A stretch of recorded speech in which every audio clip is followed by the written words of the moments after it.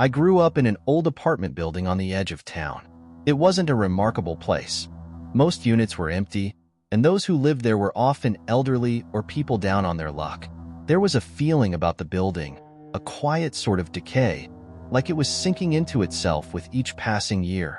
When I was about 13, I discovered the basement. My mom had told me to stay out of it, that it was unsafe and not meant for children, but like any teenager, the warning only made me more curious. So one day, I decided to explore. The basement was dark, damp, and cold. I took a flashlight, its beam barely cutting through the shadows.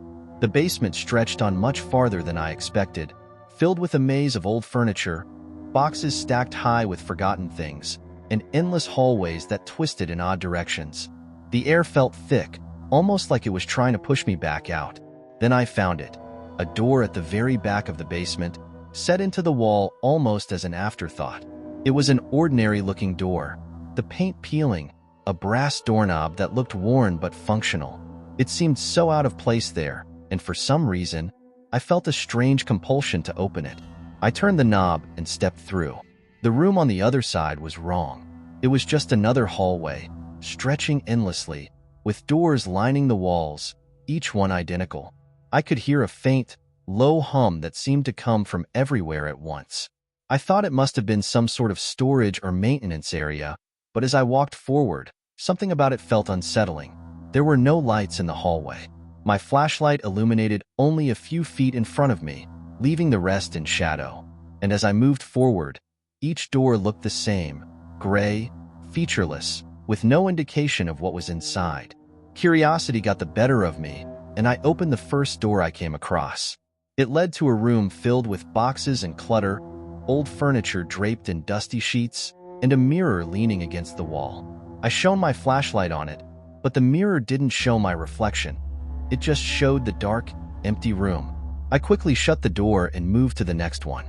This room was even stranger, completely empty, but there was a damp smell, like wet earth. I shone my light on the floor and saw muddy footprints leading from the far wall to the door, but there was no other exit or sign of where they came from.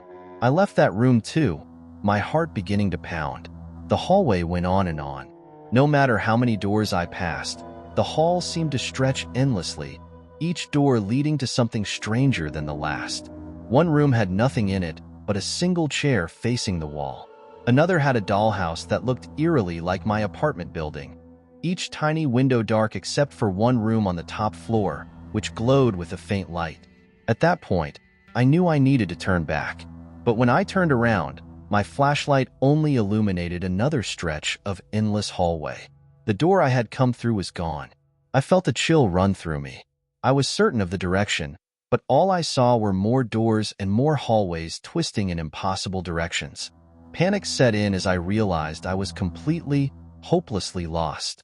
I tried opening a few more doors, hoping one of them would lead me out.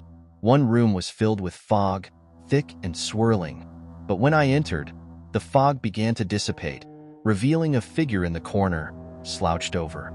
I stepped closer, but the figure dissolved into the mist the moment I shone my light on it. My heart was pounding, and I backed out, shutting the door and stumbling further down the hall. I walked for what felt like hours.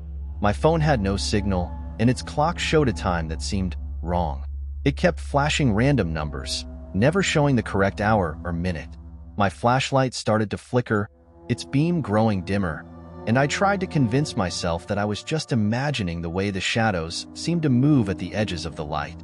Eventually, I found a door that looked different from the others. It was black, with no doorknob, just a thin slit that looked like a keyhole. I didn't have a key, but something told me that door was important. I knocked on it, even though I felt silly. But when I pressed my ear to the door, I heard something on the other side, a faint scratching, like someone dragging their nails against the wood. I stumbled back, heart racing, and as I turned, I thought I saw movement at the end of the hall. It was too far to make out clearly, but there was definitely someone, or something, standing there, watching me. I called out, my voice trembling, but it didn't answer. It only stared. I don't know how I finally escaped. One moment, I was running, pushing through doors blindly, stumbling and tripping through room after room. And then, suddenly, I was back in the basement, gasping for breath, covered in a cold sweat. The door I'd come through was gone. There was only a blank wall where it had been. I ran up the stairs and back to my apartment, locking the door behind me. For weeks, I didn't go back to the basement. I started having nightmares, though, of endless hallways, doors that led nowhere, and shadowed figures standing at the edges of my vision. But the worst part was when I told my mom about it. I was expecting her to laugh, to say I had an overactive imagination, but instead, her face turned pale. She took a deep breath and told me something I'll never forget.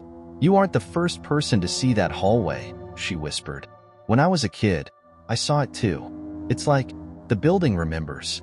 Sometimes it shows itself, but only when it's looking for someone." I asked her what she meant, but she refused to say anything more. All she told me was to never go down to the basement again. Years have passed since then. I moved out of that building as soon as I could, but I still have the same dream almost every night. I'm in the hallway, my flashlight flickering, and somewhere in the dark, I can feel someone watching me. A few months ago, I went back to visit the building. I told myself it was just for closure, but when I asked the new tenants if they'd ever noticed anything strange about the basement, they only gave me blank stares. One of them said the basement had been sealed off for years. There was no way in. But as I was leaving, one of the children who lived there pulled on my sleeve. She looked up at me, her eyes wide, and asked me a question in a whisper. "Do you know how to get out?"